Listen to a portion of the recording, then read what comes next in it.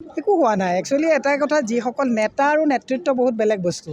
নেতাহে গৈছে, নেতৃত্বটো যোৱা নাই। নেতৃত্ব দিয়া মানুহ হাজাৰ হাজাৰ মানুহ এতিয়াও আছে। গতিকে নেতাসকল যায় আৰু বহু মানুহ বগা চুট বুট পিন্ধিলে নেতা হৈ যায়। নেতাসকলে পাহৰি যোৱা উচিত নহয় যে দলৰ পতাকাখনহে নেতা বনাইছে।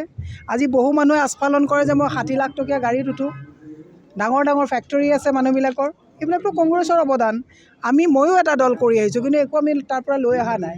কংগ্ৰেছত যেতিয়া যোগদান কৰিছোঁ, তেতিয়া চৰকাৰ নথকা এটা দুৰৱস্থাত জইন কৰিছোঁ। গতিকে নেতৃত্ব এটা বেলেগ বস্তু। নেতা কোনোবা পত্নীয়ে যদি গৈ স্বামীক কয় হে ৰামুক ইফালেও টানে সিফালেও টানে, তেতিয়াহ'লে স্বামীয়ে বুজিবলৈ বাকী থাকিব নেকি যে পত্নীৰ ক'ৰবাত গণ্ডগোল আছে? সেই কথাটো বুজি লোৱাটো ভাল। ইফালেও টানে সিফালেও টানে, তেতিয়াহ'লে পত্নীৰ ক'ৰবাত চৰিত্ৰত ক'ৰবাত গণ্ডগোল হ'ব পাৰে, বা তেওঁ বহু বেছিকৈ চবৰ লগত মিলিব বিচাৰিছে। গতিকে সেই কথাটো সকলোৱে উপলব্ধি কৰিলে ভাল। নেতা গৈছে, নেতৃত্ব যোৱা নাই নহয়। তৃণমূলৰ কৰ্মী গৈছে নেকি? আজি শ শ মানুহ ইয়াত বহিবলৈ চকী দিব পৰা নাই। কোনো গ'লে নল মৰিলে গজালি আহে। এইটো কথা ময়ো ভবা উচিত নহয় যে মীৰা বৰঠাকুৰ নহ'লে কংগ্ৰেছৰ মহিলা কংগ্ৰেছ নাইকিয়া হৈ যাব। কোনো নহ'লে কোনো নহয়। মই এটা কথা হিমন্ত বিশ্ব শৰ্মাক আজি প্ৰশ্ন কৰিব বিচাৰিছোঁ। মই হিমন্ত বিশ্ব শৰ্মাক সুধিব বিচাৰিছোঁ, তেওঁ কৈছে কংগ্ৰেছ অফিচ মই খালী কৰি দিম।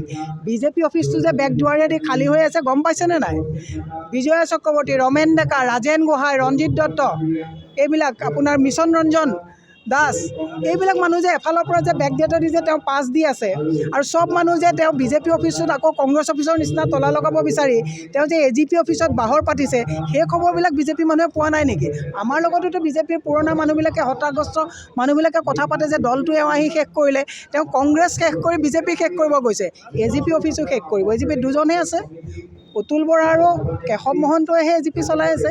গতিকে শুনক, অনৈতিক যুদ্ধখন খুব জাকজমকতাৰে হয়, কিন্তু পৰাজয় যেতিয়া হয় নহয়, বহুত বেয়াকৈ পৰাজয় হয়। গতিকে হিমন্ত বিশ্ব শৰ্মাৰ যিটো অনৈতিক যুদ্ধ চলিছে, আমি হতাশ নহওঁ। এই ন্যায়ৰ যুদ্ধত সত্যমেৱ জয়তে। কংগ্ৰেছত আমাৰ নিচিনা যিসকল নিষ্ঠাৱান কৰ্মী আমি কাম কৰি আছোঁ, দলৰ যিবিলাক মানুহ আছে, আমি এই যুদ্ধখনত হিমন্ত বিশ্ব শৰ্মাক পৰাজয় কৰিম। দুদিন দেৰি হ'ব, কিন্তু পৰাজয় হিমন্ত বিশ্ব শৰ্মাই সেই গ্লানিত বালিত মূৰ গুজিবলৈও বালি নাথাকিব। মই আজি আপোনাক গোলাঘাটত কৰিম।